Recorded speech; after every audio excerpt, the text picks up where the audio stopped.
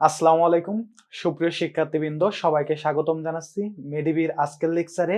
আজকে আমরা যে লেকচারটা নিয়ে আলোচনা করব সেটা হচ্ছে সাধারণ জ্ঞান, জিকে লেকচার 12, যেখানে আমরা আজকে আলোচনা করব বেশ কিছু টপিক নিয়ে, যেখানে থাকবে সভ্যতা, রাজনীতি, ভৌগোলিক উপনাম, সেই সঙ্গে সঙ্গে থাকবে পৃথিবীর দীর্ঘতম, ক্ষুদ্রতম এবং প্রশস্ততম নদ নদী বা পাহাড় পর্বত, এই বিষয়গুলো নিয়ে আজকে কথা হবে। কারণ নার্সিং ভর্তি পরীক্ষা সহ বিভিন্ন ধরনের ভর্তি পরীক্ষায়, নার্সিং ভর্তি পরীক্ষায় স্পেশালি দুইটা মার্ক এখান থেকে কমন থাকে। সো আন্তর্জাতিক থেকে খুবই কম প্রশ্ন আসে এবং তার ভিতরে এখান থেকে কিন্তু দুইটা মার্ক কমন থাকে।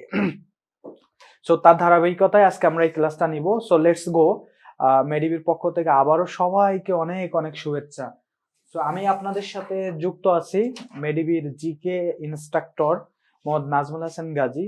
2019 এবং 2020 শিক্ষাবর্ষে আমি জাতীয় মেধায় 36তম হয়ে ঢাকা নার্সিং এ পড়ার সুযোগ পেয়েছিলাম। সো আজকে আমরা কথা বলবো যে এখান থেকে কিভাবে প্রশ্ন আসবে, আপনি কিভাবে ভুল করবেন, কিভাবে সঠিক করবেন, কিভাবে মনে রাখবেন। সো লেটস গো আমাদের আজকের ক্লাসে। আমরা শুরু করি একেবারে প্রথম থেকে। আমরা সভ্যতা দিয়ে পড়া শুরু করে দিব। তো প্রথম আমাদের সভ্যতা।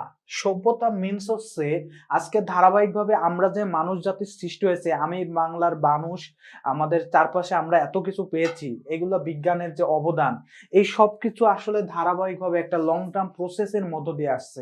তো এটাই মূলত আসলে সভ্যতা বোঝায়।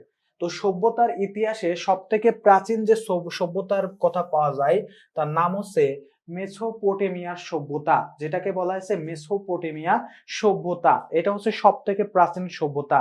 তো প্রশ্ন আসলে এটাই দিবে যে প্রাচীন যে পৃথিবীর ইতিহাসে, সভ্যতার ইতিহাসে সব থেকে প্রাচীন সভ্যতার নাম কি? বিশ্বের প্রাচীনতম সভ্যতার নাম হচ্ছে মেসোপটেমিয়ার সভ্যতা।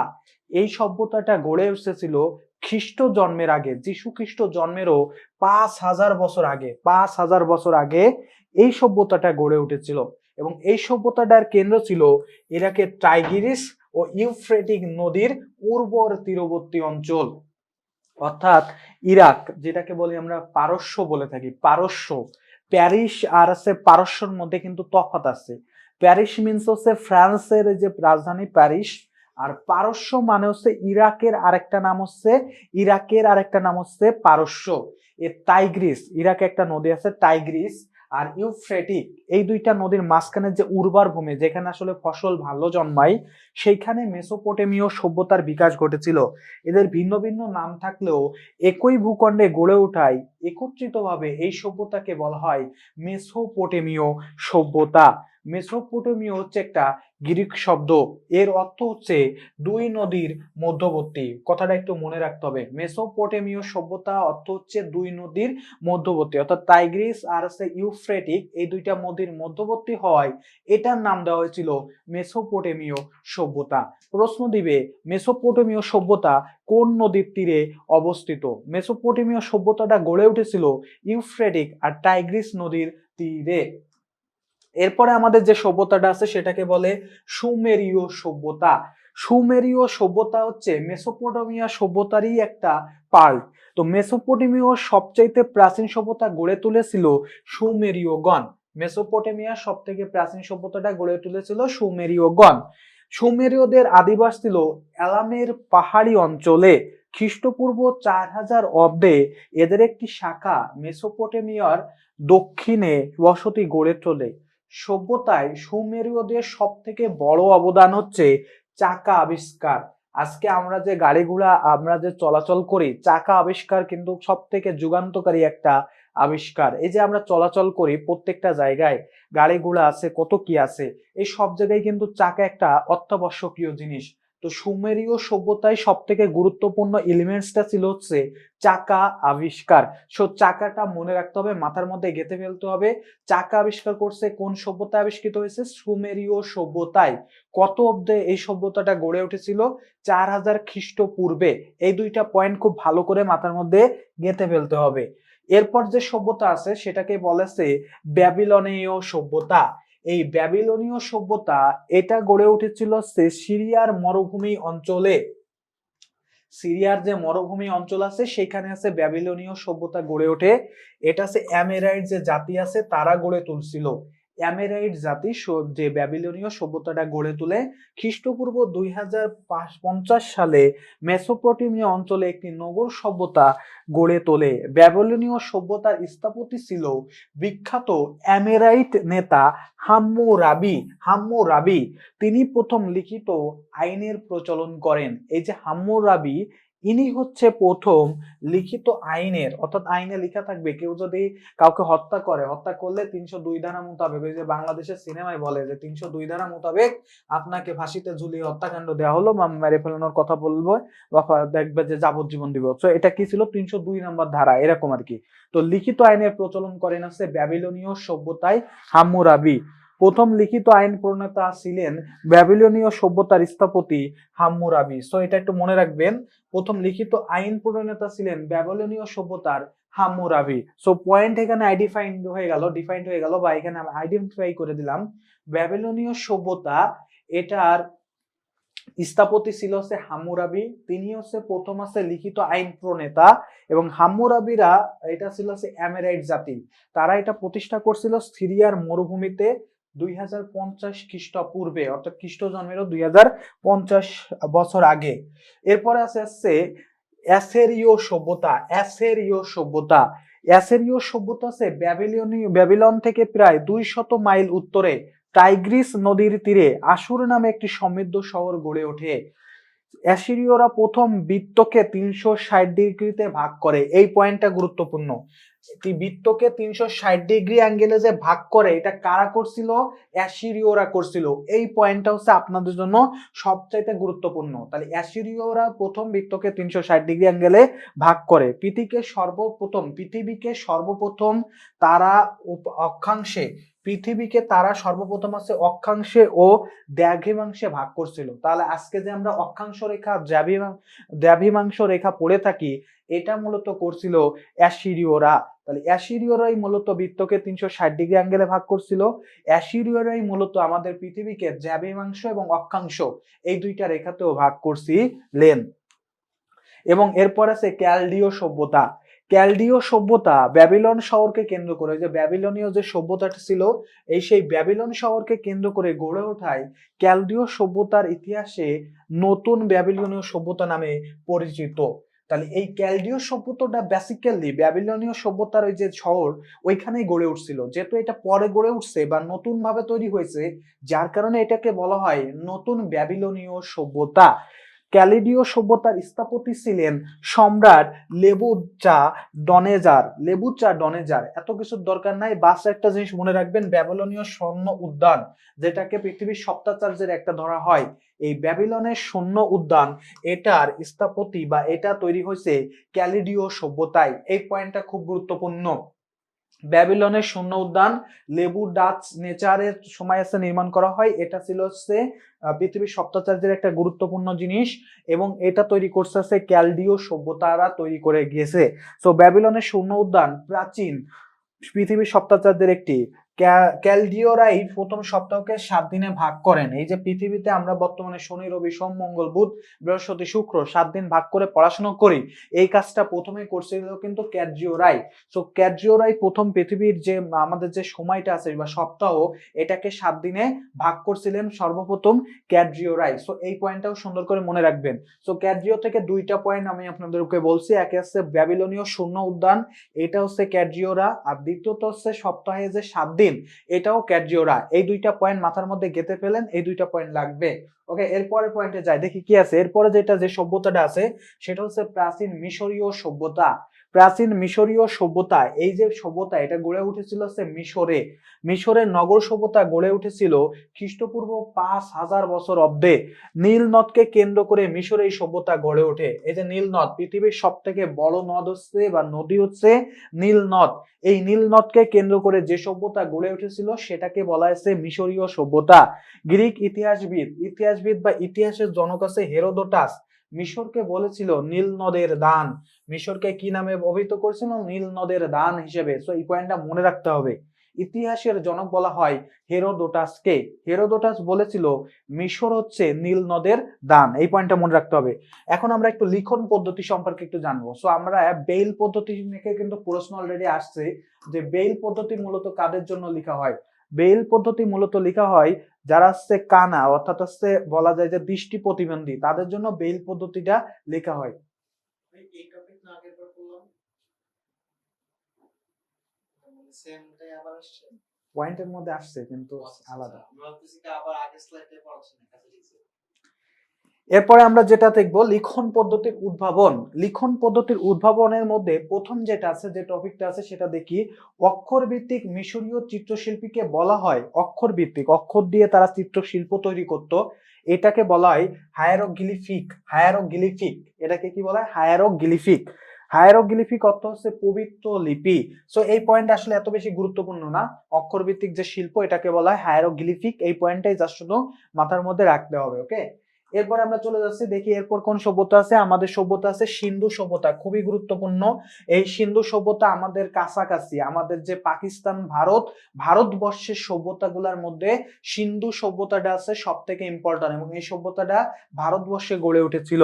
এই প্রাচীন সভ্যতা আবিষ্কৃত হয়েছিল হচ্ছে 1921 সালে। সভ্যতাটি সিন্ধু নদী, এত কিছু দরকার নাই, মনে রাখতে হবে সিন্ধু সভ্যতা গড়ে ওঠে সিন্ধু নদীর তীরে গড়ে উঠেছিল। সিন্ধু নদীর তীরে, এটি সিন্ধু সভ্যতা নামে পরিচিত।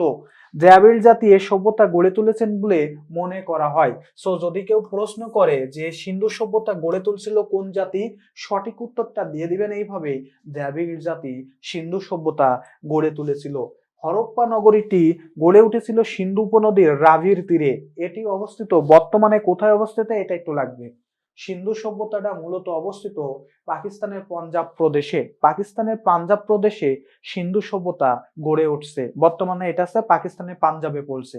আগে তো পাকিস্তান, বাংলাদেশ, ভারত সব ছিল ভারতবর্ষ, বাট এখন কি বলবেন, সিন্ধু সভ্যতাটা হচ্ছে পাকিস্তানের পাঞ্জাব প্রদেশে। ওকে, তার আর মূল সিন্ধু নদের তীরে 1 বর্গ মাইল এলাকা জুড়ে গড়ে উঠেছিল মহেঞ্জোদারো নগরী। মহেঞ্জোদারো নগরী। তো এই নগরীটার নাম মনে রাখবেন, দুইটা নগরী আছে, একটা আছে হরপ্পা নগরী আর একটা আছে মহেঞ্জোদারো নগরী। সিন্ধু সভ্যতা থেকে কিন্তু বিগত সালে প্রশ্ন আসছে, সেটা মনে রাখতে হবে। প্রশ্নটা এভাবে আসে যে সিন্ধু সভ্যতা গড়ে উঠেছিল কোন নদীর তীরে?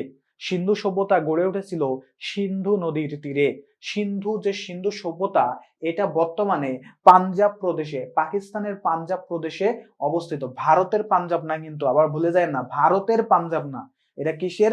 পাকিস্তানের পাঞ্জাব প্রদেশে অবস্থিত। এখানে দুইটা নগরী ছিল, একটা আছে হরপা আর একটা আছে মহেঞ্জোদারো। মহেঞ্জোদারো এই দুইটা নগরী অবস্থিত। এই দুইটা আছে সিন্ধু সভ্যতার দুইটা নগরী ছিল আর কি। সো এরপরে সিন্ধু সভ্যতার পরে আমাদের আরো কিছু ইনফরমেশন জানতে হবে সিন্ধু সভ্যতা সম্পর্কে। সিন্ধু সভ্যতাটা তো আবিষ্কৃত হয়েছে, অর্থাৎ মাটি খুঁড়ে খুঁড়ে আসলে আবিষ্কার করা হয়। যে প্রাচীনকালে আসলে এখানে বসতি ছিল কিনা আই ডোন্ট নো, মানে আমরা কেউই জানি না। এটা খনন কাজের ফলে একসময় যে আমরা দেখতেছি যে ইট পাথর, বিভিন্ন পাথরের খোদাই করা বিভিন্ন জিনিস, মন্দির, অনেক কিছু পাওয়া যায়।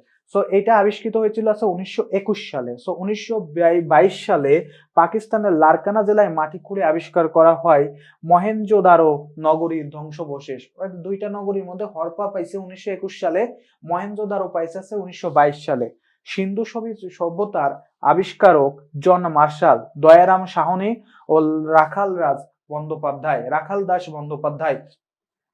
জন মার্শাল, দয়ারাম সাহানি, রাখাল দাস বন্দ্যোপাধ্যায়, এই তিনজন ব্যক্তি সিন্ধু সভ্যতাটা আবিষ্কার করছিলেন। তাই বিখ্যাত প্রত্নতত্ত্ববিদ স্যার জন মার্শাল মনে করেন যে সিন্ধু সভ্যতা গৌরবের শিখরে উঠেছিল খ্রিস্টপূর্ব 3250 থেকে 2750 অব্দের মধ্যে। সিন্ধু সভ্যতার পতন শুরু হয় আনুমানিক 2750 খ্রিস্টপূর্বাব্দে। আজকে আমরা আজকে খ্রিস্টাব্দে মানে খ্রিস্টের জন্মের পরে আমরা আজকে দাঁড়াই আছি 2100 সালের সামনে চলে আসতেছে, সালের দিকে 2000-এর পরে আছি আমরা দাঁড়াই আছি। আর ওইদিকে আমাদের থেকেও আরো আছে আগেরও, মানে খ্রিস্ট জন্মেরও 2750 সাল আগের ঘটনা আমরা পড়তেছি। কত ঘটনা তাইলে চিন্তা করে দেখেন। আমি যদি এদিকে ধরি 2000, এটা যদি জিজ্ঞেস করি তাহলে সব মিলাই অন্তত পক্ষে দেখতেই পাচ্ছেন অ্যাটলিস্ট 47,000 বছর, 47,000 বছর আগের ঘটনা, 4700 বছর আগের ঘটনা আমরা এখানে আলোচনা করতেছি। সো এই সভ্যতাটা গড়ে উঠেছিল। এত বেশি ইম্পর্টেন্ট জিনিস নাই। সো আপনারা যে কথাগুলো আমি বলছি এইগুলা জাস্ট একটু মনে রাখবেন। ওকে, এরপরে একটু দেখি কি আছে। ফিনিশীয় সভ্যতা। ফিনিশীয় সভ্যতা এইটা গড়ে উঠেছিল হচ্ছে লেবানন পর্বত এবং ভূমধ্য সাগরের মাঝামাঝি এক ফালি সরু ভূমিতে ফিনিশীয় রাষ্ট্র গড়ে উঠেছিল। লেবাননের একটা পর্বত আছে আর আছে ভূমধ্য সাগর, যে সাগরটা আছে আফ্রিকাকে ইউরোপ থেকে পৃথক করেছে, এটার মাঝখানে একটা সরু জমি আছে, ওইখানে ফিনিশীয় রাষ্ট্র গড়ে উঠেছিল। কৃষিকাজ করার মতো এখানে উর্বর জমি ছিল না, তাদের আয়ের একমাত্র উৎস ছিল হচ্ছে বাণিজ্য। অর্থাৎ কৃষিকাজ যে করবে এরকম জমি, উর্বর জমি বা ভালো জমি আসলে তাদের ছিল না। তো ফিনিশীয়দের মূল কাজই ছিল হচ্ছে বাণিজ্য করা। সো এই পয়েন্টটা একটু মনে রাখবেন, ফিনিশীয়দের মূল কাজ হচ্ছে বাণিজ্য করা। এই জাস্ট এই একটা পয়েন্ট মাথায় রাখলেই গুরুত্বপূর্ণভাবে ফিনিশীয়রা শেষ। আর অবস্থানটা কোথায়? লেবানন পর্বত আর ভূমধ্য সাগরের মাঝখানে যে সরু একটু জমি আছে সেইখানে, এইখানেই হচ্ছে ফিনিশীয় সভ্যতা গড়ে উঠেছিল। এরপর যে সভ্যতা আছে সেটাকে বলা হচ্ছে পারস্য সভ্যতা। এটা ভেরি ভেরি ইম্পর্টেন্ট। পারস্য সভ্যতাটা হচ্ছে পারস্য, পারস্য মিন্স হচ্ছে ইরাক। আজকের যে ইরান প্রাচীনকালে পারস্য নামে পরিচিত ছিল, ইরাক, ইরান, এইগুলো আছে পারস্য নামে পরিচিত ছিল। তো ইরানি বেসিক্যালি আছে, ইরানকে আছে পারস্য ধরা হয়, ইরানকেই আছে পারস্য ধরা হয়। আর হচ্ছে ফার্সি, ফার্সি ধরা আছে, ফার্সি ধরা আছে ইরাককে, ফার্সি আছে ইরাক, ইরাক। আবার আমরা একটু ভুল করি, ফরাসি, ফরাসি ধরা হয়েছে ফ্রান্সের জনগোষ্ঠীকে বলা হয়েছে ফরাসি, ফ্রান্স। এই দুইটা পয়েন্ট একটু মনে রাখবেন, ফ্রান্স। ওকে, তাহলে ইরাক হচ্ছে ইরাক হচ্ছে ফার্সি, ফরাসি হচ্ছে ফ্রান্স, ইরান হচ্ছে পারস্য। তো আজকের যে ইরান প্রাচীনকালে পারস্য নামে পরিচিত ছিল। খ্রিস্টপূর্ব 2000 অব্দ থেকে 600 অব্দের মধ্যে এখানে আর্যরা এক উন্নত সভ্যতা গড়ে তোলে। এই সভ্যতার অধিবাসীরা সামরিক শক্তিতে খ্যাতিমান ছিল। সভ্যতার ইতিহাসে দুইটি ক্ষেত্রে পারস্যদের অবদান ছিল গুরুত্বপূর্ণ। প্রথমটি, দুইটা অবদান ছিল, প্রথমটি হচ্ছে সুষ্ঠু ও দক্ষ প্রশাসন ব্যবস্থা গড়ে তোলা, আর দ্বিতীয়টি ছিল ধর্মীয় ক্ষেত্রে নতুন ধারণা নিয়ে আসা। সো দুইটা পয়েন্ট এখানে মনে রাখতে হবে। পারস্য সভ্যতা গড়ে তুলেছিল হচ্ছে আর্যরা, এটা একটা গুরুত্বপূর্ণ পয়েন্ট। পারস্য সভ্যতাটা গড়ে তুলছিলেন হচ্ছে আর্যরা, এই গুরুত্বপূর্ণ পয়েন্টটা একটু মনে রাখবেন। প্রশ্ন আসতে পারে পারস্য সভ্যতা গড়ে তোলে কারা? আর্যরা। কোথায়? এটা গড়ে তুলে হচ্ছে ইরানে। এবং পারস্য সভ্যতার দুইটা গুরুত্বপূর্ণ দিক ছিল, একটা হচ্ছে সুষ্ঠু এবং দক্ষ প্রশাসন ব্যবস্থা, দ্বিতীয় যেটা ছিল সেটা ধর্মীয় ক্ষেত্রে নতুনত্ব নিয়ে আসা, নতুন ধারণা নিয়ে আসা। এবং এই সভ্যতাটা কিন্তু অনেক লং টার্ম কিন্তু দীর্ঘস্থায়ী হয়েছিল। ওকে, এরপরে যে সভ্যতাটা আমরা পড়লাম যে পারস্য সভ্যতা, এটার কিছু গুরুত্বপূর্ণ এখনো জিনিস থেকে গেছে, সেগুলো একটু দেখি কি আছে। জরথুস্ট্র নামে পারস্য এক ধর্মগুরু দার্শনিকের আবির্ভাব হয়। জরথুস্ট্র কর্তৃক পরবর্তিত ধর্ম হচ্ছে জরথুস্ট্রবাদ নামে পরিচিত। পারস্যের ইতিহাসে কাইরাস ও দারিউস ছিলেন সবচেয়ে সফল শাসক। এই দুজনের নাম মনে রাখতে হবে, এই দুজনের নাম আসে, কাইরাস আর দারিউস ছিল সব থেকে শাসক। পারস্যের ইতিহাসে সব থেকে ভয়াবহ শাসক মানে সব থেকে ভালো শাসক ছিল কাইরাস আর দারিউস। 300 খ্রিস্টপূর্বাব্দে গ্রিক বীর আলেকজান্ডার অধিকার করে নেয় সমস্ত পারস্য। গ্রিকরা একসময় পুরো বিশ্ব শাসন করেছে। এই যে আলেকজান্ডার ছিল, সম্রাট আলেকজান্ডার বলা হয় গ্রিক বীর, এই ব্যক্তিটা পারস্য থেকে তাদের যে সভ্যতাটা গড়ে উঠেছিল এই সভ্যতাটার অধিগ্রহণ করে নেয়, সামরিক শক্তিকে পরাজিত করে তারা নিজে ক্ষমতা দখল করে নেয়। সো আলেকজান্ডার অধিকার করে নেন সমস্ত পারস্য। এর ফলে আছে পারস্য সভ্যতা শেষ হয়ে যায়। এরপরে আবির্ভাব ঘটে আছে হিব্রু সভ্যতার। হিব্রু সভ্যতা এটা মূলত হচ্ছে, হিব্রু মিন্স হচ্ছে অনেকটা ইহুদি বলা যায়, ইহুদি কেন্দ্রিক যে সভ্যতা, এটা হচ্ছে হিব্রু সভ্যতা। তো হিব্রু সভ্যতা বেসিক্যালি গড়ে উঠেছিল হচ্ছে প্যালেস্টাইনের জেরুজালেম, জেরুজালেম যেটাকে বর্তমানে হচ্ছে ইসরায়েল তাদের নিজেরা হচ্ছে রাজধানী হিসেবে ঘোষণা করেছে। জেরুজালেম নগরীকে কেন্দ্র করে হিব্রু সভ্যতার বিকাশ ঘটেছিল। সো যদি প্রশ্ন আসে হিব্রু সভ্যতা গড়ে উঠেছিল কোথায়, উত্তর কি দিবেন? জেরুজালেমে, জেরুজালেমে। হিব্রু কোনো জাতির নাম নয়, হিব্রু একটা সেমাটিক ভাষা, এ ভাষায় কথা বলা লোকেরাই হিব্রু নামে পরিচিত। হিব্রুদের আদিবাস ছিল আরব মরুভূমিতে।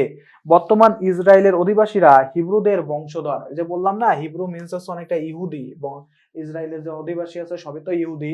সো তারা হচ্ছে নিজেদেরকে হিব্রু বলে থাকে।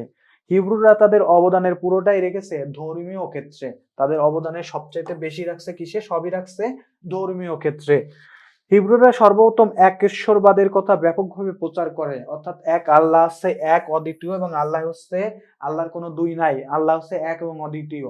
অনেক কাল পূর্বে মিশরের ফারাও ইখনাটন এক দেবতার আরাধনার আহ্বান জানিয়েছিলেন, কিন্তু তা তেমন জনপ্রিয় হতে পারেনি। হিব্রুদের নবী কে কে? হিব্রুদের নবী হজরত মুসা আলাইহিসসালাম, হজরত দাউদ আলাইহিসসালাম এবং হজরত সুলাইমান আলাইহিসসালাম মানুষের প্রচলিত ধর্মীয় চেতনার নতুন আলোড়ন তোলেন।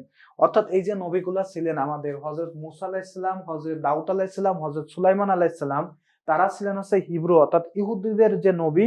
এরকম আসলে বিষয়টা হচ্ছে কি, ধর্ম আসলে চেঞ্জ হয়, তো তো হিন্দু, সরি, মুসলমান ধর্মতে হিব্রু, তারা একসময় কনভার্ট হয়ে মুসলমান হওয়ার কথা ছিল, অনেকে মুসলমান হইছে, বা সবাই আসলে সবকিছু মেনে নেয়নি।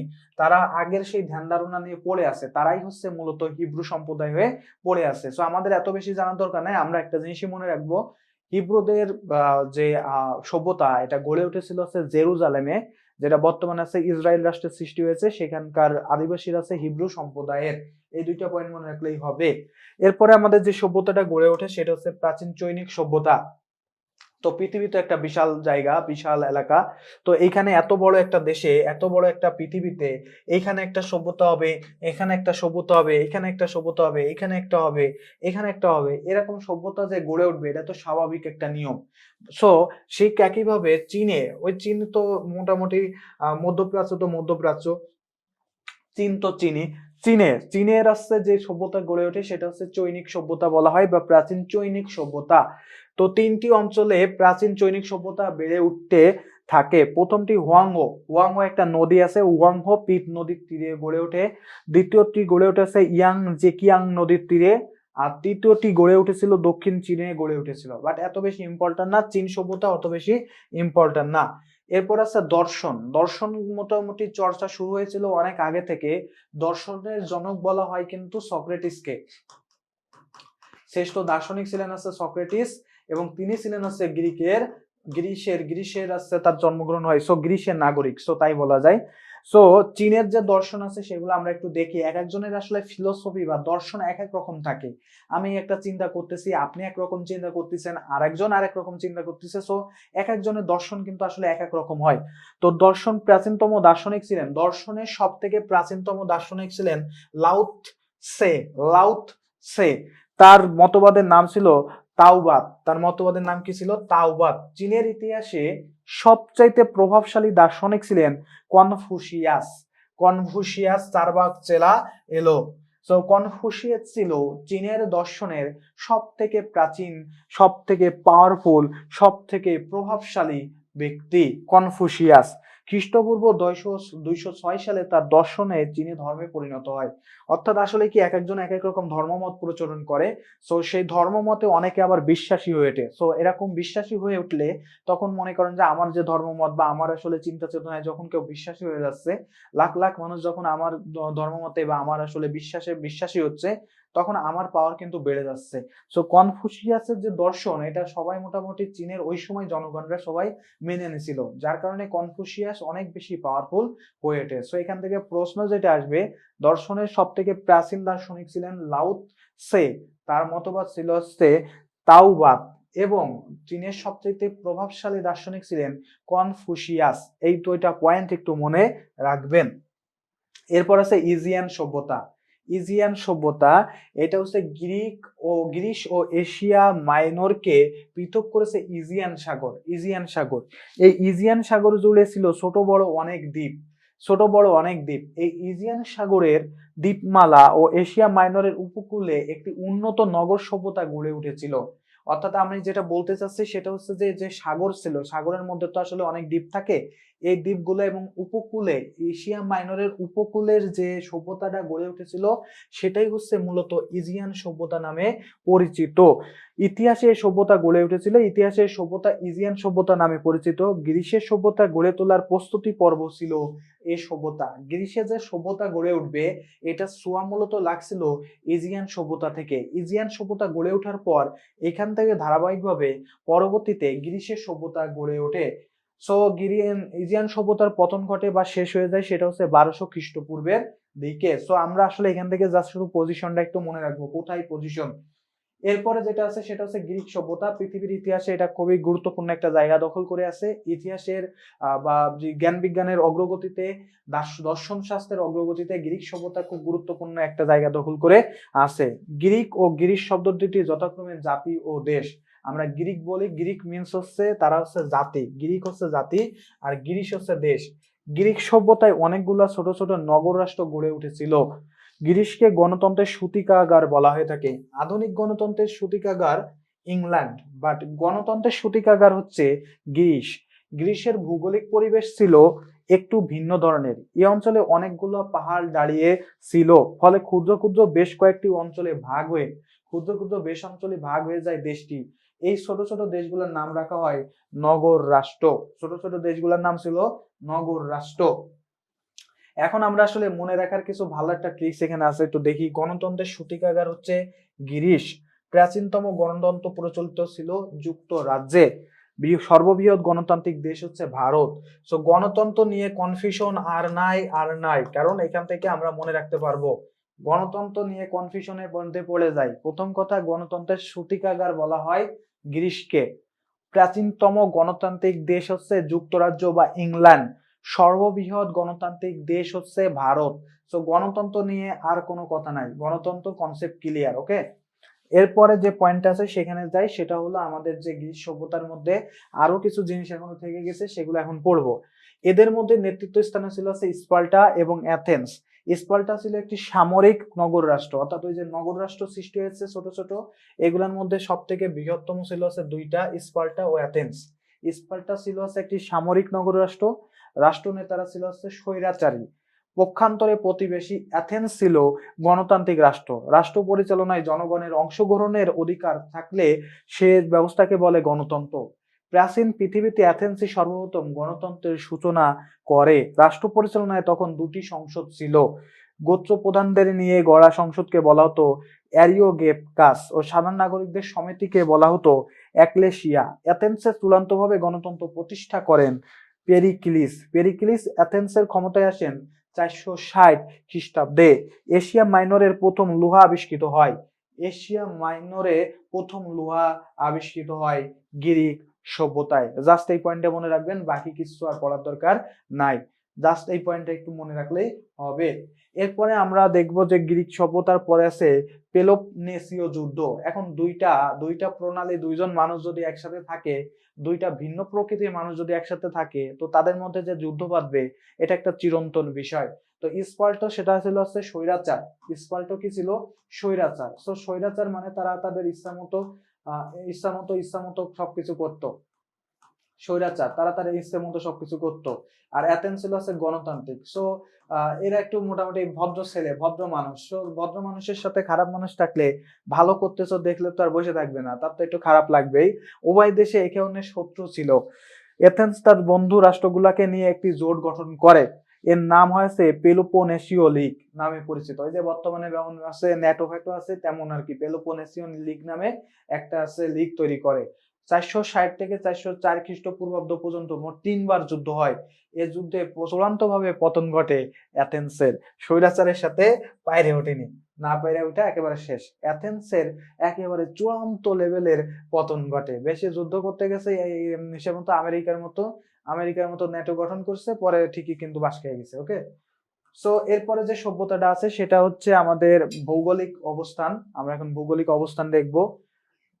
ভৌগোলিক অবস্থানগুলোর মধ্যে প্রথম যেটা আছে সেটা হলো প্রাচীন গ্রিস সভ্যতা গড়ে উঠেছিল মূলত ভূমধ্য সাগরকে কেন্দ্র করে। এই পয়েন্টটা একটু মনে রাখবেন। গ্রিস সভ্যতা গড়ে উঠেছিল মূলত ভূমধ্য সাগরকে কেন্দ্র করে। ভৌগোলিক ও সাংস্কৃতিক কারণে গ্রিস সভ্যতার সাথে দুইটি সংস্কৃতির নাম জড়িত আছে। একটা আছে হেলোনিক আর একটা আছে হেলোনিস্টিক। গ্রিসকে হেলোনীয় সভ্যতার দেশ বলা হয়, এটা একটু মনে রাখবেন। গ্রিসকে হেলেনীয় সভ্যতার দেশ বলা হয়। গ্রিসের প্রধান শহর অ্যাথেন্সে শুরু থেকেই যে সংস্কৃতি গড়ে উঠেছিল তাকে বলা হয় হেলেনিক সভ্যতা। সো এই পয়েন্টটা একটু মনে রাখবেন, গ্রিসকে বলা হয় হেলেনিক সভ্যতার কেন্দ্র। এখন আমরা গ্রিস সভ্যতার অবস্থানগুলো জেনে ফেললাম। যে গ্রিস সভ্যতাটা মূলত ছিল ভূমধ্য সাগরকে কেন্দ্র করে গ্রিস সভ্যতাটা গড়ে ওঠে। এবং গ্রিস সভ্যতাটার সংস্কৃতির কিন্তু একটা কেন্দ্র বলা হয়, হেলেনিক সংস্কৃতির কেন্দ্র গ্রিস সভ্যতা। ওকে, এরপরে আমরা দেখি যে কি আছে আমাদের জন্য। গ্রিক উপদ্বীপ ছিল এই সংস্কৃতির মূল কেন্দ্র। খ্রিস্টপূর্ব 337 অব্দ পর্যন্ত হেলেনিক সভ্যতা টিকে ছিল। এ সময় মিশরের আলেকজান্দ্রিয়াকে কেন্দ্র করে গ্রিক সংস্কৃতি ও মানে সংস্কৃতির মিশ্রণে এবং অগ্রিক সংস্কৃতির মিশ্রণে এক নতুন সংস্কৃতির জন্ম হয়। তো মিশরের আলেকজান্দ্রিয়া এটাও কিন্তু বিখ্যাত সংস্কৃতির কেন্দ্র হিসেবে। আলেকজান্দ্রিয়াকে বলা হয় সংস্কৃতির কেন্দ্র। এই পয়েন্টটা একটু মনে রাখেন, আলেকজান্দ্রিয়াকে বলা হয় সংস্কৃতির কেন্দ্র। এখানে আসলে দুই মিশালি সংস্কৃতি আসে, একটা হচ্ছে হেলেনিক সংস্কৃতি আর একটা হচ্ছে অগ্রিক সংস্কৃতি। এই দুইটা সংস্কৃতির মিশ্রণ ঘটে। ইতিহাসে এই সংস্কৃতির পরিচয় হয় হেলেনিস্টিক সংস্কৃতি নামে। অর্থাৎ ফার্স্ট অফ অল আমরা যেটা বলছি যে গ্রিসের যে গ্রিস ছিল সেটা ছিল হেলেনিক সংস্কৃতি। সেটা ছিল কি? হেলেনিক সংস্কৃতি। এই হেলেনিক সংস্কৃতির সাথে যেমন আছে অগ্রিক সংস্কৃতি, অগ্রিক অগ্রিক মানে আছে গ্রিকের সংস্কৃতি না, গ্রিকের বাইরের সংস্কৃতি। এই দুইটা সংস্কৃতির যখন মিশ্রণ ঘটে তখন তাকে বলা হয় হেলেনিস্টিক সংস্কৃতি। যখন দুইটা সংস্কৃতির মিশ্রণ ঘটে তখন সেই মিশ্রণকে বলা হয় হেলেনিস্টিক সংস্কৃতি। এখন আমরা যে জিনিসটা পড়বো, আমরা মোটামুটি সভ্যতা সম্পর্কে কিন্তু যে সভ্যতাগুলা ছিল এগুলা কিন্তু আমরা অলরেডি পড়ে ফেলছি। মোটামুটি আমাদের পরিচিত যে সভ্যতাগুলো আছে যেখান থেকে আসলে বারবার প্রশ্ন আসে সেগুলো পড়ে ফেলছি। সব থেকে প্রাচীন সভ্যতা আছে মেসোপটেমীয় সভ্যতা, এটা খুব গুরুত্বপূর্ণ, এবং আমাদের ভারতবর্ষের সিন্ধু সভ্যতা। এই দুইটা পয়েন্ট খুব ভালো করে মনে রাখবেন। তারপর বাকি সভ্যতাগুলো অ্যাটলিস্ট যে পয়েন্টগুলো আমি বলছি যে এগুলো ভেরি ভেরি ইম্পর্টেন্ট, আমি গুরুত্বপূর্ণ জিনিসগুলো এখানে তুলে আনছি। তারপরেও যেগুলো ইম্পর্টেন্ট আমি বলে দিছি এগুলো খুব সুন্দর করে পড়ে যাবেন। সো এরপরে আমরা আসলে বিশ্বের যে জায়গাগুলো আছে সেগুলোর মধ্যে আমরা হচ্ছে পূর্ব নাম, এই নামগুলো এখন একটু দেখবো। কারণ আজকের বাংলাদেশের নাম কিন্তু ওয়ান্স আপন এ টাইম বাংলাদেশ ছিল না।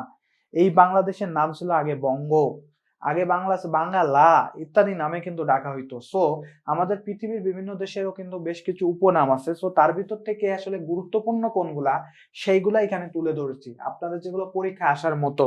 তো সর্বপ্রথম যেটা আছে মিশর। মিশরকে আগে যে নামে ডাকা হতো সেটা হচ্ছে রাজাদের উপত্যকা। এখানে আসলে মানে সম্রাট রাজারা মিশরে আসলে দীর্ঘকাল শাসন করছে।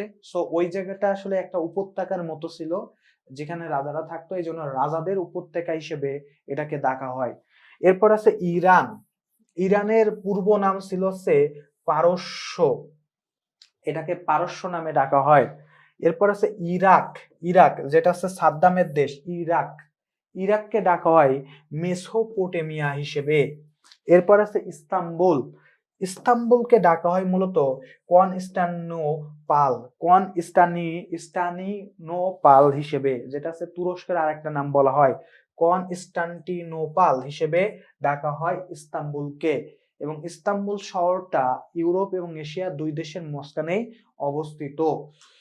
এরপরে দেখি কি আছে, এরপরে আছে মায়ানমার। মায়ানমারকে ডাকা হয়েছে বার্মা হিসেবে। মায়ানমারের পূর্ব নাম হচ্ছে বার্মা। জিম্বাবুয়ের পূর্ব নাম হচ্ছে দক্ষিণ রোডেশিয়া। মদিনা এর পূর্ব নাম হচ্ছে ইয়াসরিফ। ইয়াসরিফ হিসেবে মদিনার পূর্ব নাম ছিল ইয়াসরিফ। থাইল্যান্ডের পূর্ব নাম হচ্ছে শ্যামদেশ। শ্যামদেশ নামে ডাকা হয় বা শ্যাম নামে ডাকা হয়। শ্যাম মানে কিন্তু কালো, শ্যামদেশ হিসেবে ডাকা হয়। সো পৃথিবীতে মানে আমাদের দক্ষিণ এশিয়ার ভিতরে বা এশিয়ার ভিতরে অধিকাংশ দেশ, ইন্দোনেশিয়া, মালয়েশিয়া, বাংলাদেশ, ভারত, পাকিস্তান, নেপাল, যাই বলি না কেন, লাওস টাউস আশেপাশে ভিয়েতনাম যা কিছু আছে, প্রত্যেকটা দেশ কখনো না কখনো ইউরোপীয়দের অধীনে ছিল। বাট একটা দেশ কখনো ইউরোপীয়রা তাদের অধীনে নিতে পারেনি, দেশটার নাম হচ্ছে থাইল্যান্ড। এই থাইল্যান্ড দেশটাকে বলা হয় শ্যাম দেশ। ইথিওপিয়া এর আগের নাম ছিল আবিসিনিয়া। শ্রীলঙ্কার পূর্ব নাম ছিল সিংহল। ঘানা এর পূর্ব নাম ছিল গোল্ড কোস্ট। গোল্ড কোস্ট নামে ঘানাকে ডাকা হতো। তো সিংহল ছিল শ্রীলঙ্কার পূর্ব নাম, গোল্ড কোস্ট ছিল ঘানার পূর্ব নাম। এরপরে হচ্ছে নেদারল্যান্ড। নেদারল্যান্ডের পূর্ব নাম হিসেবে ডাকা হতো হচ্ছে হল্যান্ড। জাপান এরকে পূর্ব ডাকা হতো নিপ্পন নামে। এরপর হচ্ছে জাম্বিয়া। জাম্বিয়া একে পূর্বে ডাকা হইতো উত্তর রোডেশিয়া হিসেবে। দক্ষিণ রোডেশিয়া হিসেবে জিম্বাবুয়ে আর উত্তর রোডেশিয়া হিসেবে জাম্বিয়া। এরপর আছে হাওয়াই দ্বীপপুঞ্জ। যাকে ডাকা হতো স্যান্ডউইচ দ্বীপপুঞ্জ হিসেবে। স্যান্ডউইচ যারা খাইছেন তারা দেখবেন যেমন হাওয়াই দ্বীপপুঞ্জটাও অ্যাকচুয়াল তেমন, সো এই জন্য স্যান্ডউইচ দ্বীপ হিসেবে ডাকা হতো। হারারের পূর্ব নাম হচ্ছে সলসবেরি। বাংলাদেশের পূর্ব নাম, আগে বাংলাদেশের যে পূর্ব নামটা ছিল সেটা হচ্ছে পূর্ব পাকিস্তান, তার আগে ডাকা হইতো হচ্ছে পূর্ব বাংলা নামে। সো বর্তমানে যেহেতু আছে বাংলাদেশ, আমার দেশ বাংলাদেশ, বাংলাদেশের পূর্ব নামটা হবে পূর্ব পাকিস্তান। জাস্ট এই পয়েন্টটা মাথার মধ্যে রাখতে হবে। এরপরে যেটা আছে সেটা হচ্ছে ভৌগোলিক উপনাম। এখন আমরা কিছু ভৌগোলিক উপনাম শুনবো। এখন আমরা দেশের উপনাম গুলো জানলাম, এখন একটু ভৌগোলিক উপনাম সম্পর্কে একটু জেনে নিই। তো উপনাম গুলার মধ্যে প্রথমে যেটা আছে সেটা হচ্ছে দ্বীপ মহাদেশ, অর্থাৎ অনেকগুলা দ্বীপের সমন্বয়ে গঠিত মহাদেশ। এই দ্বীপ মহাদেশ নামে ডাকা হয় অস্ট্রেলিয়া বা অশেনিয়া মহাদেশকে। অস্ট্রেলিয়া বা অশেনিয়া মহাদেশকে। ক্যাঙ্গারুর দেশ, অর্থাৎ যেখানে ক্যাঙ্গারু পাওয়া যায়। ক্যাঙ্গারু হচ্ছে অস্ট্রেলিয়ার জাতীয় পশু। সো ক্যাঙ্গারু হচ্ছে অস্ট্রেলিয়া মহাদেশকে, অস্ট্রেলিয়াকে ডাকা হয় ক্যাঙ্গারুর দেশ হিসেবে। এখানে প্রচুর পরিমাণে ক্যাঙ্গারু পাওয়া যায়। এরপর আছে নীল নদের দেশ, বিশ্বের সব থেকে বড় নদী নীল নদ, এই দেশ বলা হয় নীল নদের দেশ হচ্ছে মিশর। এরপর হচ্ছে ভূমিকম্পের দেশ, যেখানে প্রচুর পরিমাণে ভূমিকম্প হয়।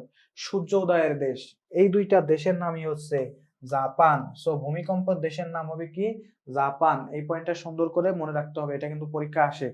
সো এখানে যেগুলো বললাম, দ্বীপ মহাদেশ, ক্যাঙ্গারু দেশ, নীল নদের দেশ, ভূমিকম্পের দেশ, এইগুলা কিন্তু উপনাম। এগুলা কিন্তু খুব গুরুত্বপূর্ণ গুলাই আমি এখানে আনছি আপনাদের জন্য।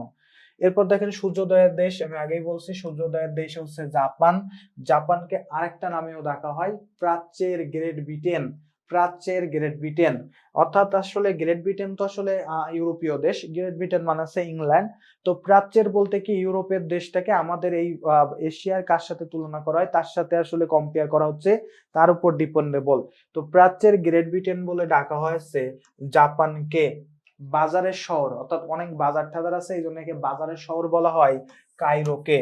মসজিদের শহর বা রিকশার নগরী, মসজিদের শহর বা রিকশার নগরী বলা হয় কায়রো অথবা ঢাকাকে। তো বেসিক্যালি ঢাকাটাই বেশি আসে, সো ঢাকাটা একটু মনে রাখবেন। রিকশার নগরী আছে ঢাকা, মসজিদের শহর আছে দুইটাকেই বলা হয় কায়রো এবং ঢাকাকে, বাট রিকশা আছে শুধুমাত্র ঢাকা। ওকে। সাত পাহাড়ের দেশ হচ্ছে রোম। রোমকে বলা হয় সাত পাহাড়ের দেশ। পোপের শহর হচ্ছে রোম, কারণ হচ্ছে রোম তো মূলত হচ্ছে ইতালির একটা শহর। এখন ইতালির তো সেই ইতালির ভিতরেই তো সেই ভ্যাটিকান সিটি অবস্থিত, আর ভ্যাটিকান সিটিতেই তো ক্যাথলিক যে ধর্মগুরু তারা থাকে, ভ্যাটিকান সিটিতেই তো ক্যাথলিক যে ধর্মগুরুরা আছে তাদের বসবাস। এই জন্য পোপ, যাদেরকে পোপ বলে, ক্যাথলিক ধর্মগুরুদেরকে বলা হয় পোপ। তো সেই জন্য এটার নাম দেওয়া হয়েছে পোপের শহর। এরপর আছে ম্যাপল পাতার দেশ। ম্যাপল পাতার দেশ বলা হয় কানাডাকে। ম্যাপল পাতার দেশ হচ্ছে কানাডা। এরপর হচ্ছে প্রাচ্যের মুক্তা বলা হয় সিঙ্গাপুরকে। লিলি ফুলের দেশ বলা হয় কানাডাকে। ল্যান্ড অফ মার্বেল বা মার্বেলের দ্বীপ বলা হয় ইতালিকে। ইউরোপের বুট, অর্থাৎ ইউরোপের বুট মানে জুতার মতো দেখতে, যার কারণে ইউরোপের বুট বলা হয় ইতালিকে। জুতার মতো দেখতে জন্য ইউরোপের বুট বলা হয় ইতালিকে। সোনালী প্যাগোডার দেশ বলা হয়, সোনালী প্যাগোডার দেশ মায়ানমার। সকালবেলার শান্তি বা শান্ত সকালের দেশ, সকালবেলার শান্তি বা শান্ত সকালের দেশ হচ্ছে কোরিয়া। অথচ আমরা জানি না এখানে কি পরিমাণে অত্যাচার করে উত্তর কোরিয়া, দক্ষিণ কোরিয়া। আমরা সবাই জানি যে কি পরিমাণে এখানে অত্যাচার করে। সো সকালবেলার শান্তি বা শান্ত সকালের দেশ হচ্ছে কোরিয়া। এরপর আছে নিশীথ সূর্যের দেশ, যেখানে আসলে সূর্যটা একটু কম উদিত হয়, এটা হবে হচ্ছে নরওয়ে। নিশীথ সূর্যের দেশ নরওয়ে। সাদা হাতির দেশ বা মুক্তভূমি, এটা হচ্ছে থাইল্যান্ড। মুক্তভূমি বলার কারণ হচ্ছে যে কখনো কোনো ইউরোপীয় দেশ এদের পরাধীন করতে পারেনি, যার কারণে একে বলা হয় মুক্তভূমি বা সাদা হাতির দেশ। এটা হবে কি? থাইল্যান্ড। ইউরোপের ক্রিয়াভূমি, ইউরোপের ক্রিয়াভূমি, আমি বলে দিচ্ছি ক্রিয়াভূমি, এটা বলা হয় কিন্তু সুইজারল্যান্ডকে। সম্মেলনের শহর, একটু বেশি সম্মেলন হয় সেটা কোথায়? জেনেভা। সুইজারল্যান্ডের জেনেভায় ম্যাক্সিমাম দেশের, এই যে হু, ওয়ার্ল্ড হেলথ অর্গানাইজেশন, এর সদর দপ্তর জেনেভায় অবস্থিত। অনেকগুলা সদর দপ্তর আছে যেগুলা জেনেভায় অবস্থিত, যার কারণে এটাকে বলা হয় সম্মেলনের শহর। এরপর আছে নিস্তুপ শহরের সড়ক শহর বা দ্বীপের নগরী, এটা হবে আছে ভ্যানিস। এটা হবে কি ভ্যানিস। বজ্রপাতের দেশ, অর্থাৎ একটু বেশি বজ্রপাত হয়, তো এর নাম হয়েছে বজ্রপাতের দেশ ভুটান। বজ্রপাতের দেশ হচ্ছে ভুটান। জাকজমকের নগরী, অর্থাৎ একটা জাকজমক বিষয়, এটা হবে হচ্ছে নিউ ইয়র্ক। জাকজমকের নগরী নিউ ইয়র্ক। এরপর আছে গগনচুম্বী অট্টালিকার শহর, একটু বেশি বাড়িঘর আছে তৈরি করা, বড় বড় বিল্ডিং, এটাও হবে হচ্ছে নিউ ইয়র্ক। সোনালী তরণের শহর, এটা হবে সান ফ্রান্সিসকো। সান ফ্রান্সিসকো, এটাকে কি বলা হয়? সোনালী তরণের শহর। ইউরোপের ককপিট, বেলজিয়াম, এটা গুরুত্বপূর্ণ। মরুভূমির দেশ, আফ্রিকা। মন্দিরের শহর, বেনারস। বেনারসে প্রচুর মন্দির রয়েছে, এই জন্য ওকে বলা হয় মন্দিরের শহর। আর মসজিদের শহর হচ্ছে ঢাকা, একটু আগে পড়াইছি, তো এটা মনে রাখবেন, ঢাকা। ঢাকা। এরপর রয়েছে দক্ষিণের গ্রেট ব্রিটেন। এছাড়া আমরা প্রাচ্যের গ্রেট ব্রিটেন অলরেডি পড়ে ফেলছি, জাপান। প্রাচ্যের গ্রেট ব্রিটেন হচ্ছে জাপান। এখন বলবো হচ্ছে দক্ষিণের গ্রেট ব্রিটেন। দক্ষিণের গ্রেট ব্রিটেন বলা হয় নিউজিল্যান্ডকে, এটা মনে রাখতে হবে, নিউজিল্যান্ড হচ্ছে দক্ষিণের গ্রেট ব্রিটেন। এরপর আছে হাজার দ্বীপের দেশ বা হাজার হ্রদের দেশ, এটা হবে হচ্ছে ফিনল্যান্ড। বাতাসের শহর বা উদ্যানের শহর, এটা হবে আছে শিকাগো। শিকাগোকে আবার বলা হয় পৃথিবীর কসাইখানা, কারণ হচ্ছে পৃথিবীর সব থেকে বেশি মাংস খায় আছে শিকাগোর মানুষজন। সো যেহেতু শিকাগোর মানুষজন বেশি পরিমাণ মাংস বা ওইখানকার মাংস হচ্ছে সব থেকে বেশি লাগে, ওই শহরে বেশি লাগে, যার কারণে ওইটাকে বলা হয় পৃথিবীর কসাইখানা। নিষিদ্ধ দেশ হচ্ছে তিব্বত। সমুদ্রের বধূ বলা হয় গ্রেট ব্রিটেনকে। মুক্তার দেশ বলা হয় কিউবাকে। তাহলে সমুদ্রের বধূকে, সমুদ্রের কিন্তু পুত্রবধূকে, তাইলে গ্রেট ব্রিটেন। মুক্তার শহর হচ্ছে কিউবা। তো এইগুলা একটু মনে রাখবেন, ভৌগোলিক উপনামগুলা কিন্তু খুব গুরুত্বপূর্ণ। মুক্তার দ্বীপ, মুক্তার দেশ হচ্ছে কিউবা, মুক্তার দ্বীপ কিন্তু বাহরাইন। পৃথিবীর বদ্বীপ হচ্ছে বাংলাদেশ। বাংলাদেশ হচ্ছে পৃথিবীর সর্ববৃহৎ বদ্বীপ। বাংলার ভেনিস, বাংলার শস্য ভান্ডার বলা হয় বরিশালকে।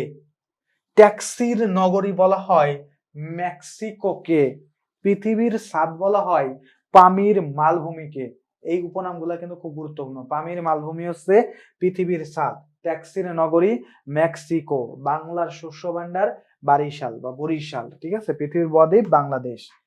এরপর আছে পৃথিবীর স্বর্গ। পৃথিবীর স্বর্গ বলা হয়েছে কাশ্মীরকে। স্বর্ণনগরী, স্বর্ণনগরী বলা হয়েছে জোহান্সবার্গকে। এখানে পৃথিবীর সব থেকে বড় স্বর্ণের খনি অবস্থিত, যার কারণে জোহান্সবার্গকে পৃথিবীর স্বর্ণখনি বলা হয়। বিশ্বের রুটির ঝুলি, যেখানে আসলে বেশি যে বলছিলাম গম উৎপাদন হয়, তাকে বলা আছে রুটির ঝুলি। এটা হবে উত্তর আমেরিকার পেইরি। উত্তর আমেরিকার পেইরি হচ্ছে বিশ্বের রুটির ঝুলি। প্রাচীরের দেশ হচ্ছে চীন, মানে ওইখানে সব থেকে বেশি বড় বড় প্রাচীর রয়েছে, যার কারণে যে পৃথিবীর কিন্তু আছে চীনের প্রাচীর, পৃথিবীর সপ্তাচার্যের একটা চীনের প্রাচীর, এই জন্য চীনকে বলা হয় প্রাচীরের দেশ। কি বলা হয়? প্রাচীরের দেশ। বাংলাদেশের প্রবেশদ্বার বা বাণিজ্যিক রাজধানী দুইটাই বলা হয় হচ্ছে চট্টগ্রামকে। বাণিজ্যিক রাজধানী হচ্ছে চট্টগ্রাম। দক্ষিণের রানী, দক্ষিণের রানী হচ্ছে সিডনি। দক্ষিণের রানীকে সিডনি, এটা মনে রাখতে হবে। পান্না দ্বীপ, আয়ারল্যান্ড। পান্না দ্বীপ বলা হয় আয়ারল্যান্ডকে। চির সবুজের দেশ, নাটাল। বাংলাদেশ বলে ফেলেন না, চির সবুজের দেশ হচ্ছে নাটাল। চির সবুজের দেশ নাটাল, বাংলাদেশ কিন্তু না। এরপর আছে কি দেখি, এরপর আছে আফ্রিকা সিং বা হর্ন অফ আফ্রিকা বলা হয় সোমালিয়াকে। সিং বা হর্ন অফ আফ্রিকাকে সোমালিয়া। অন্ধকারাচ্ছন্ন মহাদেশ বলা হয় আফ্রিকাকে। প্রাচ্যের ভ্যানিস বলা হয় ব্যাংকককে। চীনের দুঃখ বলা হয় হুয়াংহো নদীকে। সো এখানে একটু বলি, প্রাচ্যের ভ্যানিস আর আছে বাংলার ভ্যানিস। বাংলা মানে হচ্ছে বাংলাদেশ, বাংলার ভ্যানিস মানে হচ্ছে সেটা হচ্ছে বরিশাল, আর প্রাচ্য মানে হচ্ছে বাইরে যেটা আছে আর কি, বরিশাল। বরিশাল বাইরে যেটা থাকে আর কি, অর্থাৎ এশিয়ার ভিতরে কোনটা। তো প্রাচ্যের ভ্যানিস হচ্ছে ব্যাংকক, বাংলার ভ্যানিস হচ্ছে বরিশাল। চীনের দুঃখ হচ্ছে হুয়াংহো নদী, কারণ এইখানে প্রচুর তাদের খুব বেশি একটা কোনো লাভবান হতে পারে না, যার কারণে চীনের দুঃখ বলা হয় হুয়াংহো নদীকে। কুমিল্লার দুঃখ হচ্ছে গোমতী নদী। কুমিল্লার দুঃখ গোমতী নদী। এরপর আছে ইউরোপের রুগ্ন মানুষ। ইউরোপের রুগ্ন মানুষ মানে আছে মরা মানুষ, যেটার কই এক কথায় মরা মানুষ বলা হয়েছে তুরস্ককে। তার কারণ আছে অনস আপন এ টাইম যখন আছে দ্বিতীয় বিশ্বযুদ্ধ শেষ হয়ে যায়, এমন একটা অবস্থা হয়েছিল যে মানুষের কাছে, ওই যে ইউরোপের মানুষের কাছে তুরস্কের মানুষ মারার জন্য আসলে পশু পাখি মারার মতো সমান ব্যাপার। আরে কোনো বিষয় নাকি, পাঁচজনকে মারলে এটা কোনো বীরত্ব না, এটা জাস্ট আছে আহা ও মারছে, ভালো তো ভালো তো মারছে, আরে ইউরোপের মানুষ এরা তুরস্কের মানুষ মারছে, কোনো বিষয় না, মানে গরু ছাগলের মতো আর কি। তো নীল পাহাড় বলা হয়েছে নীলগিরি পর্বত। নীল পাহাড় কি, নীলগিরি পর্বতকে বলা হয় নীল পাহাড়, এটা একটু মনে রাখতে হবে। এরপর আছে আগুনের দ্বীপ বলা হয় আইসল্যান্ডকে। আগুনের দ্বীপ আইসল্যান্ড। সোনালী আঁশের দেশ বাংলাদেশ। প্রাচ্যের ডান্ডি বলা হয় নারায়ণগঞ্জ বাংলাদেশকে। বলছি নারায়ণগঞ্জ বাংলাদেশ হচ্ছে প্রাচ্যের ডান্ডি। চির শান্তির শহর, নীরব শহর বলা হয় রোমকে। রোম হচ্ছে চির শান্তি বা নীরব শহর। পবিত্র দেশ বলা হয় বা পবিত্র ভূমি বলা হয় ফিলিস্তিনকে। এটা একটু মনে রাখতে হবে, ফিলিস্তিন হচ্ছে মানে পবিত্র ভূমি বা পবিত্র দেশ। সো এটা ছিল হচ্ছে আমাদের যে ভৌগোলিক যে উপনাম বা প্রাচীনতম যে নামগুলা ছিল সেগুলা, এই পয়েন্টগুলো মনে রাখতে পারলে মোটামুটি একটা হিউজ পরিমাণ ইনফরমেশনই দেওয়া আছে। সো এইগুলা দিলে ইনশাল্লাহ এখান থেকে আপনি 1 মার্ক কমন পাবেন। আজকে লিখে রাখেন, এই যতগুলা দিছি মনে হয় 50টার মতো, এখান থেকে 1 মার্ক আপনি ইনশাল্লাহ কমন পাবেন। সো দেখছেন যে এত কম পড়ে কিন্তু আসলে যে মানে পাঁচ কিন্তু আসলে সম্ভব যদি আপনি গুছায় পড়তে পারেন। সো আমরা এখন যেটা পড়বো সেটা হচ্ছে বিভিন্ন দেশের অবস্থান, রাজধানী আর তাদের কিছু মুদ্রাগুলো আমরা পড়বো। তো এত বেশি দেশ রয়েছে, এতগুলা দেশ, বা পৃথিবীতে 220টা দেশ, তো 220টা মনে করেন যে দেশ থাকলে 220টা দেশটা আর আপনার পড়ার দরকার নাই। আমরা কয়েকটা ইনফরমেশন পড়বো। প্রথমে আছে পাকিস্তান। পাকিস্তানের রাজধানীর নাম হচ্ছে ইসলামাবাদ। পাকিস্তানের রাজধানীর নাম কি? ইসলামাবাদ। পাকিস্তানের মুদ্রার নাম হচ্ছে রুপি। ভারত, ভারতের রাজধানীর নাম হচ্ছে নয়াদিল্লি বা নতুন দিল্লি, এরও মুদ্রার নাম হচ্ছে রুপি। শ্রীলঙ্কা, এর রাজধানীর নাম হচ্ছে শ্রী জয়াবর্ধনে। শ্রী জয়াবর্ধনে, নতুন নাম হয়েছে শ্রী জয়াবর্ধনে। তো এটা নতুন, শ্রী জয়াবর্ধনে। এর হচ্ছে মুদ্রার নাম হচ্ছে রুপি, এরও মুদ্রার নাম রুপি। এরপর হচ্ছে মালদ্বীপ, এর রাজধানী হচ্ছে মালে, মুদ্রার নাম হচ্ছে রুপিয়া। নেপাল, রাজধানী হচ্ছে কাঠমান্ডু, মুদ্রার নাম হচ্ছে রুপি।